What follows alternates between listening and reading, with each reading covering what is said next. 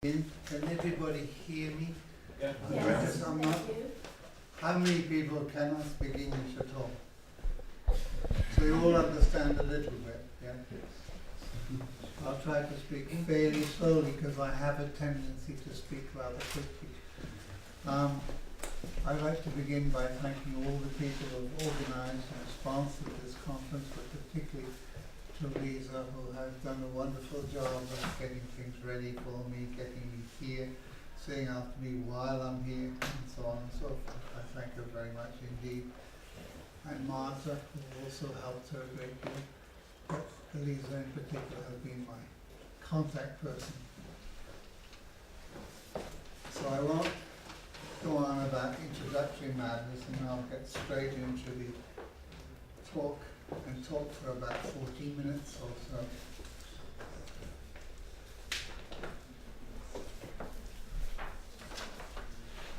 So I'm primarily concerned today with developing what you might kind of call a kind of research program into the relationship between art and globalization, emphasizing that you can't just separate the two, that art is part of the globalization process, a very important part.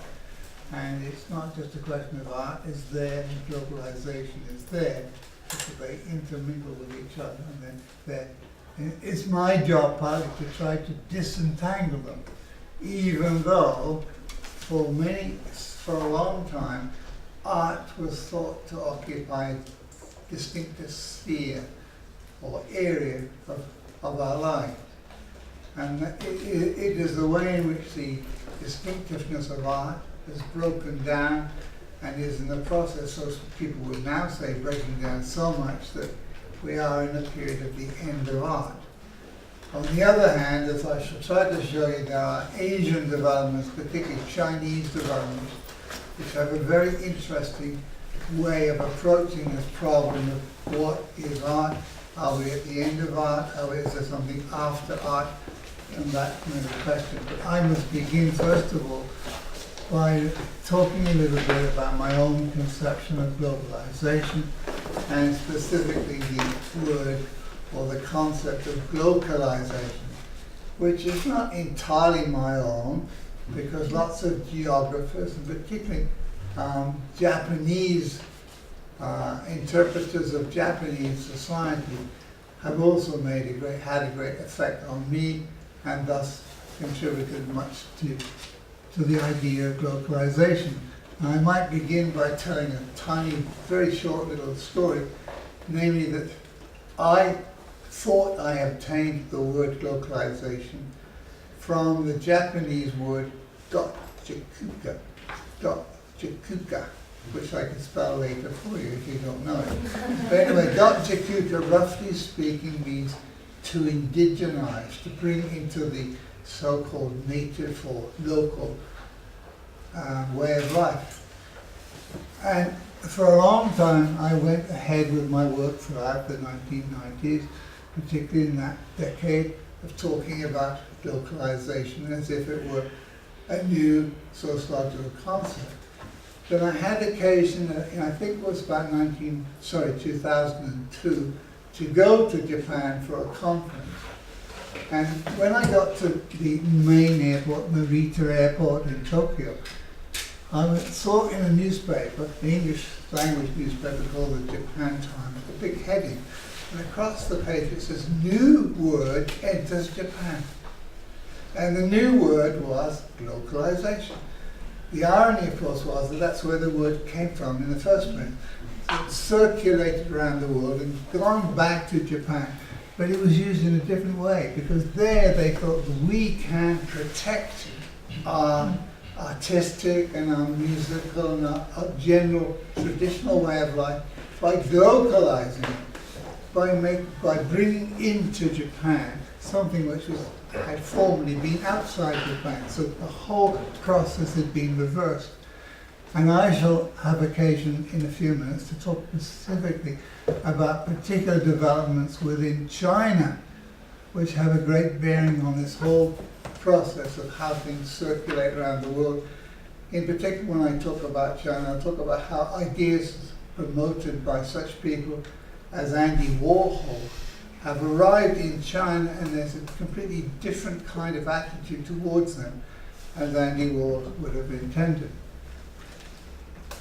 But firstly, let me briefly remind you, and most of you will know this, that in my perception, my conceptualization, the word globalization, not localization, globalization, means, broadly speaking, increasing connectivity, meaning increasing the interconnectedness of things all over the world, so they come closer to each other, they're more in touch with each other, and so on. But also, and this is extremely important, namely that the process of globalization also involves increasing awareness of the world as a whole. Now, some people say this is a bit over ambitious or overstating the point. But, and I should tell you again a tiny story. I was once at a conference many years ago about globalization, and at the end of the conference, everybody gave each other presents for their special contributions to the conference. And I was given a pair of rose-tinted glasses. And of course, rose-tinted glasses, at least in the English-speaking world, probably here as well, mean that you look at the world in a very special kind of way and see everything looking wonderful and beautiful. What they had thought was that when I used the word globalization, I was talking about the increasing integration, the increasing peacefulness of the world. And I wasn't at all doing that. What I was really intending was that the world became increasingly what I call a single place. And the more it became a single place, the more likely, quite to the contrary, their interpretation, more like there would be conflicts and wars and so on. And I think we are in the present phase.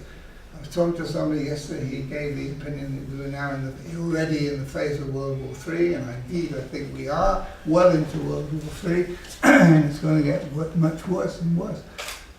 And much of the conflict, but that's not the only conflict, well, much of the conflict between Islam and other parts of the world, what Mr. Huntington in his famous book, The Clash of Civilization, would call the West and the rest. They're thinking of Islam and the rest.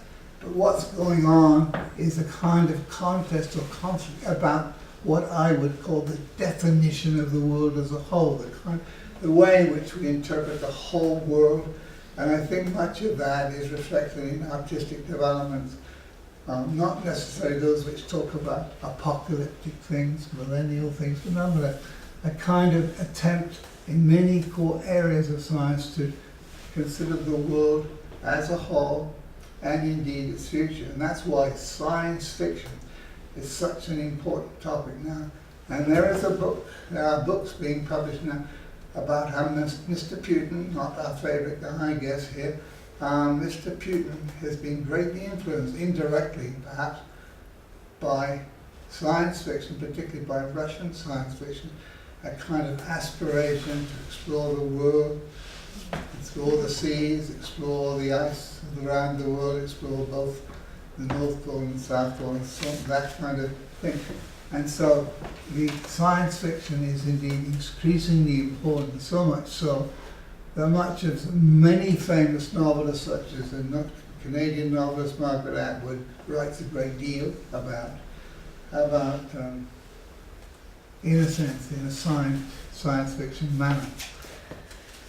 So we've got this idea that globalization consists on the one hand of increasing connectivity, increasing interconnectedness, on the other hand, increasing global consciousness, what I sometimes call reflexive global consciousness. I had occasion yesterday to be shown a book in which the major organizer of this conference, Lisa, had a piece about global consciousness, which he never told me existed, but I happened to look at it, and even though I couldn't read the Polish, I got the general drift of it. Thank you very much. Even I mentioned in there, so that's even better. So, now my particular approach that I'm talking about today was inspired by a particular book, a book edited, edited by a man called Jeremy Howard. And the book is called Art Nouveau, International and National Styles in Europe. And it's a book which deals with the development of Art Nouveau from the mid or late 1890s and proceeds to talk about the development of that artistic style, and that covered, of course, not just visual arts, but all kinds of other kinds of arts, but primarily visual art. How across Europe, all through different countries, including Poland, Art Nouveau became extremely popular, extremely influential. But what's so important about that is here we have a kind of genre, a kind of style of artistic drawing, particularly of architecture and painting, and also to some extent music and other arts. And to some extent they all know that they're working in the same genre, the same style. But there is national variation on each of these. And this is where the whole concept of globalization comes in. Because globalization is a term which I use, which others have used, to refer to the ways in which when an idea or a ritual or a way of thinking flows or moves from one part of the world to another, from one place to another, from one gender to another, it has to be adaptable to that place. In other words, things cannot move, things cannot flow. A style of painting, a style of architecture, a kind of novel writing can't move, so to speak, unless there is something about the place to which it is moving that makes it adaptable, attractive to it. And that is often thought about under the heading of the concept of diffusion, how things diffuse, how they flow from one place or one audience to another. And so for a long time, I talked, as most people did, about globalization in a very general sense. But I never, from my own thinking about this, which really began as long ago, seems a very long time ago now, even to me, of the 1980s, even the 1970s to some extent, I was thinking about globalization rather like many people still do, as a kind of, like a big wave going across the world and wiping out all local traditions, wiping out local ways of thinking. Well, of course, now we know that perhaps the most controversial and difficult topic in the field of globalization studies, including art studies, has to do with the ways in which, quite the opposite of flowing, what we call in the wrong English word homogenization, meaning making things the same, we're increasingly in a world of difference. We're in a world in which difference is becoming increasingly important. And we should have known that this might happen if we had taken the work of Sigmund Freud rather more seriously, because one of Freud's most famous phrases, one of the most famous themes in Freud's work was the narcissism of minor differences. The narcissism of minor differences, which involves, broadly speaking, the attempt by each individual, each group, to find its place, its niche, within a kind of seemingly standardized way of life. So, we may think, if you're as old as I am, you may think that each seemingly attractive man or woman walking down the street looks the same. We might call them, at least in English, we call them clones. They are like reproductions of each other. But people on the inside of that group, young teenagers, let's say of 16 or 17, walking down the streets in Białegostoku, they will know that that other person walking past them, who from my point of view looks very similar, from their point of view there's just a little difference. There's a little difference of length of skirt, different position of brooch, different form of facial expression and facial makeup and so on and so forth. So these little differences are of enormous significance to certain people, particularly so-called insiders in that society. So this idea of the narcissism of minor differences is extremely important in the whole idea of globalization and the way in which difference and variety is becoming increasingly important. Now there are some people in the world, some groups, even some countries, which have tried to resist this standardization, this kind of homogenization of the world.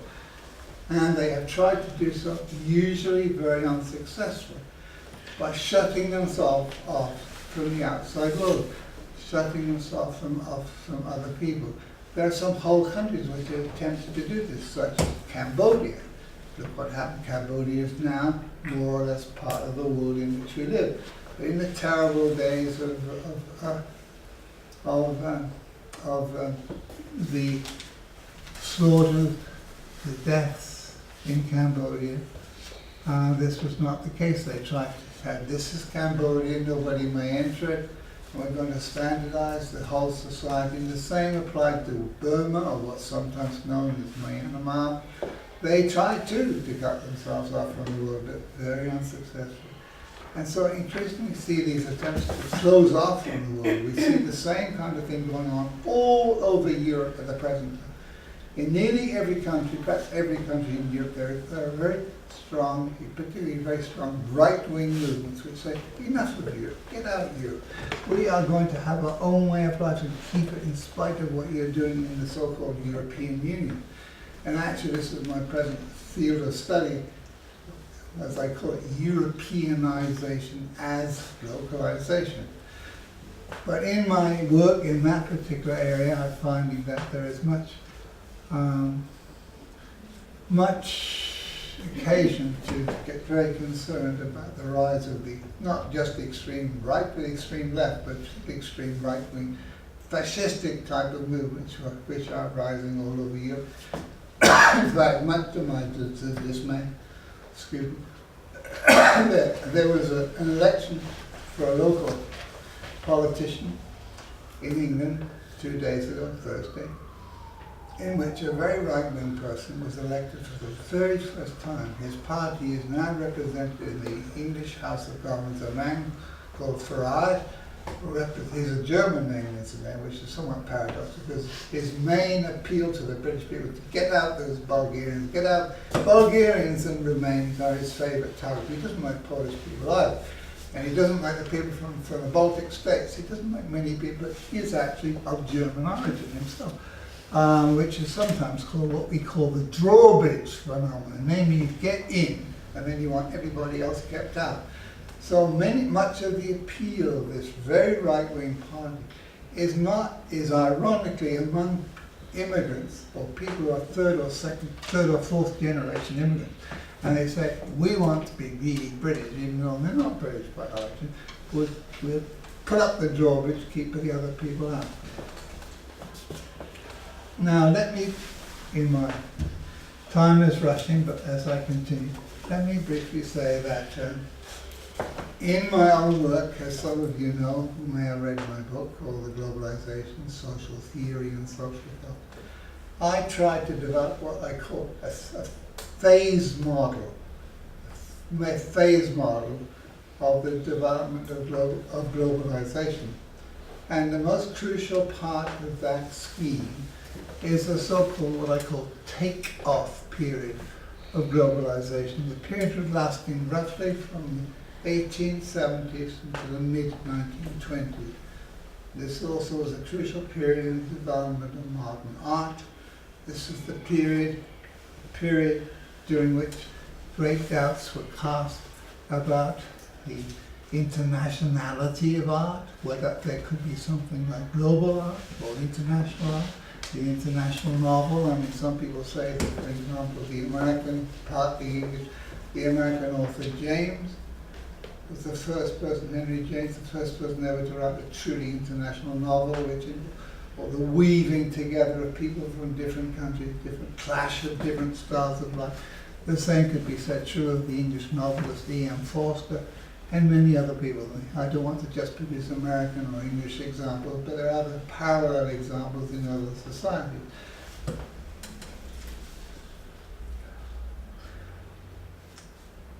So we have this particular concentration, as you will see in a moment, upon that period which began at the end of towards the end of the 19th century. But I do want to just back up a little bit, go back a little bit in time, and give the example of museums and galleries, and point out that it was during the 18th century that we saw what at the time seemed a rather peculiar phenomenon. During the 18th century, the period of the 1720s, 1730s, all over at least the northern hemisphere, in the so-called developed world, which is called rather misleading these days, we found that most capital cities developed so-called national museums. And the point of those national museums was to celebrate the artistic work of the particular country concerned. So there's a National Museum or National Museum in London, also particularly in Washington, Tokyo and so on. So all over the world, this kind of national emphasis upon art grew. But quite quickly, during the 18th century, museums began not to show so much the pride in the local, the national. They began to show increasingly art from other countries. Now to us this seems obvious. We expect to go to a museum, whether it's in Warsaw, whether it's in Chicago, whether it's in San Francisco, whether it's in Budapest, whether it's in Moscow. We expect to see not just art from the country concerned, art from all over the world. And museums pride themselves on the diversity and the foreignness, so to speak, of the art which they exhibit. So that was the big change that took place, particularly in the 18th century. But then when we moved to the 19th century, we find that during that particular century, a great growth in the development of what became to be known as national exhibitions. So it was in the mid-19th century that we find the growth of national exhibitions, which were not, as I say, just about, in fact, a good example of that would be that in Chicago, in the end of the 19th century, there was a special exhibition, the Columbus exhibition, which featured something called the World's Parliament of Religions. And the World's Parliament of Religions had representatives of all the major religions in the world. They all got together in Chicago and tried to work out what would be a world religion. Now the same kind of thing happened, but not so conspicuously with respect to artistic production, novels, and the like. And so the end of the century saw the arrival of this whole notion of world exhibitions, or exhibitions which world expos, as they're sometimes called and continue to be called. And during the 20th century, we increasingly saw international festivals, festivals of music or festivals of art, and by now it's commonplace all over the world for there to be a long series of festivals going on, particularly in the summer period, at least in the northern hemisphere. There are many in Britain, I suspect there are quite a lot in Poland, and this may be a minor example, even though it's the end of the summer. This is sort of like the weather feels like it still is summer, to me at least. And so therefore we have this kind of diversity being brought, people being brought together with different interests and different backgrounds. Now rather quickly, because I'm beginning to run out of time, I would like to draw attention to a particular idea which has recently been posed, that a crucial year in the discussion of and the promotion of artistic endeavor, not just the visual arts, but particularly the visual arts, was the year 1936. In the year 1936, it seemed to be the case, particularly in the work of a man who I pronounce his name usually because that's where his name is pronounced in the English-speaking world as Walter Benjamin, but strictly speaking in Germany as Walter Hemming. Benjamin, but I'm going to say Walter Benjamin because that's unfortunately the English way of pronouncing this famous man's name. Now he published in that particular year an article which became and still is extremely influential. It was called The Work of Art in the Age of Mechanical Reproduction. I expect nearly everybody in the room at least has heard of it. Many of you have probably read that particular article.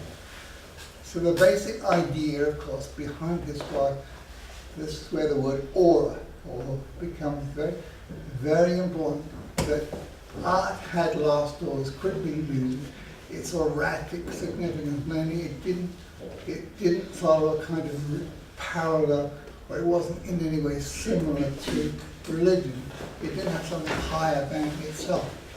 Art was not like a form of worship. It didn't kneel down and pray, as it were, to the famous artistic productions and think that they were above us.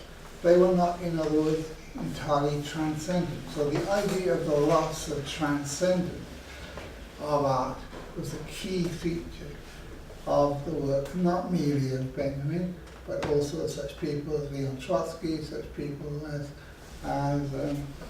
even of Heidegger, the influential and much worrying philosopher, German philosopher Heidegger, worrying of course because he had great sympathy for the Globalizacja, for Nazis later and so on and so forth.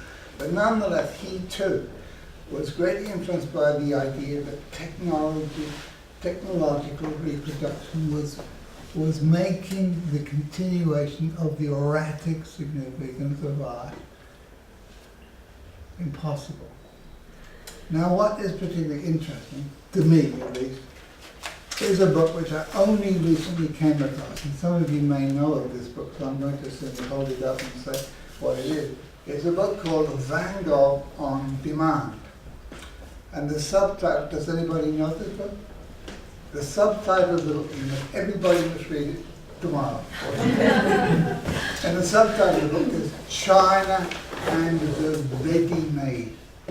China and the Ready-Made, which goes directly to something that